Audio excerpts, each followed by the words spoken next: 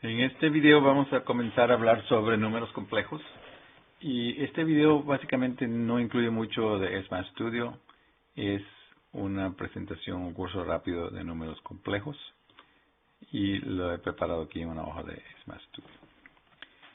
Comenzamos en la forma en que aprendimos los números. Los números enteros positivos, con los que usamos para contar con los dedos de la mano, se le llaman números naturales, ¿verdad? Después, cuando aprendimos a restar, encontramos resultados que producen enteros negativos. Los enteros negativos, junto con los enteros positivos o números naturales, y el cero, constituyen el conjunto de números enteros.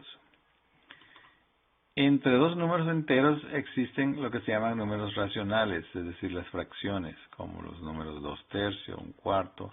Cualquier número que se pueda representar como la razón de dos enteros se llama número racional.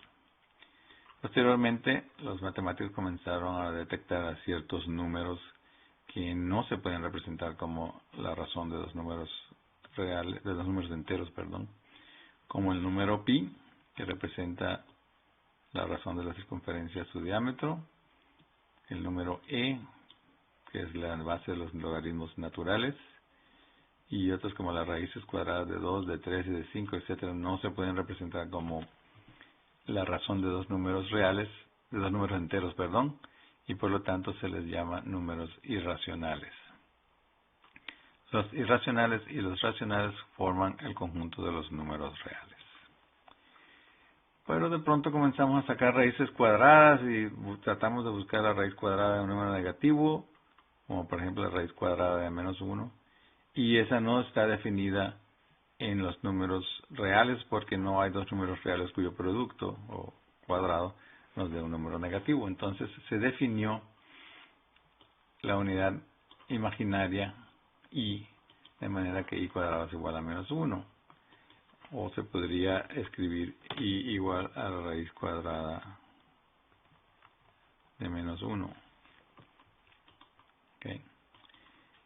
Y resulta pues que i cuadrado es -1, i cubo es -i, y a la cuarta es 1, y si seguimos incrementando las potencias llegamos a repetir i, y -1, -i, y 1.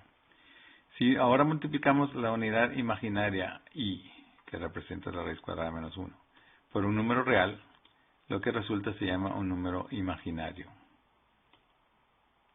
Se les llama imaginario como opuestos a los reales, pero en realidad son números que pueden representar cantidades reales. Ahora, si tomamos un número real y le agregamos un número complejo, un número imaginario, el resultado se llama un número complejo. Aquí un ejemplo, aquí otro ejemplo, aquí otro ejemplo más. Esta representación donde un número complejo z se representa como una parte real x más la unidad imaginaria y multiplicada por una parte imaginaria.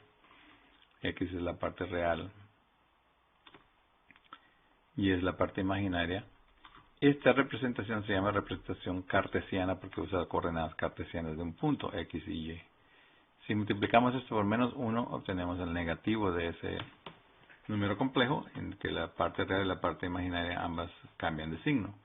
Existe otro número que se llama el conjugado complejo, y es difícil de escribirlo en SMAT Studio, es z con barra, en que se conserva la parte real como positiva o con la misma que tenía antes, y se le cambia el signo a la parte imaginaria. El conjugado complejo es este. Y resulta pues que un número complejo se puede representar en un diagrama cartesiano donde el eje de las abscisas es real y el eje de las ordenadas es imaginario. Este diagrama se le llama diagrama de Argand. Y resulta pues que la magnitud de un número complejo es la distancia del origen a ese punto xy y está dada por esta expresión. Esta coordenada r en coordenadas polares es la magnitud del número complejo. El ángulo que representa también la segunda coordenada polar es la arcotangente de y sobre z, se le llama el argumento del número complejo. La parte real la podemos calcular utilizando coordenadas polares y la parte imaginaria también. Resulta que utilizando series de potencias es posible demostrar que la función exponencial de un ángulo θ multiplicado por la unidad imaginaria es igual al coseno del ángulo más y seno del ángulo. Si ahora multiplicamos esto por r, nos resulta en la parte real r coseno de θ, que es x, y en la parte imaginaria r seno de θ, que es y. De manera que hemos recuperado nuestro número complejo. Al representarlo de esta manera se le llama la representación polar. La representación polar, y esta es la representación cartesiana. Ahora, los números complejos se pueden operar con las operaciones fundamentales similares a los números reales. Si escribimos números complejos Z1, Z2 en su forma cartesiana o en su forma polar, encontramos que algunos números son más fáciles de aquí cometí un error. Aquí quería decir Z.1. Algunas expresiones son más fáciles de presentar en forma cartesiana, otras en forma polar. La suma, simplemente se suman las partes reales de la parte imaginaria. Subtracción, se sustraen las partes reales de la parte imaginaria. Producto. Si se multiplica esto algebraicamente, vamos a obtener un i cuadrado aquí. Y si combinamos este i cuadrado, que es igual a menos 1, nos va una parte real aquí y otra parte real acá y dos partes imaginarias. Al final, el producto en su representación cartesiana está dada por esta expresión. Si utilizamos la representación polar, resulta pues que la magnitud es el producto de las magnitudes de los dos números y el argumento es la suma de los argumentos polares. El producto de un número complejo por su conjugado complejo produce el cuadrado de la magnitud.